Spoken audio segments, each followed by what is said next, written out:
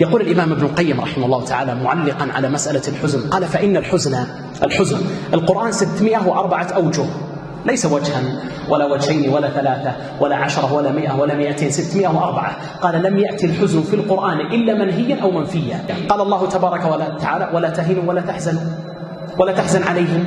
قال الله جل وعلا: لا خوف عليهم ولا هم يحزنون. هنا نهي وهنا نفي.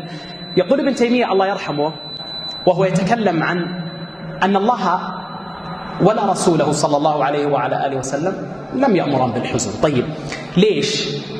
يقول: لأنه لا فائدة فيه. هل أحد منا استفاد يوما من الأيام من حزنه الذي فرق قلبه؟ ولا واحد. صح؟ لذلك يقول ابن تيمية رحمه الله تعالى: لأن الحزن لا فائدة فيه يا أخوان، ما في فائدة، لأن الحزن لا فائدة فيه، وإن كان الإنسان لا يأثم عليه إلا أن الله ورسوله لم يأمران بالحزن.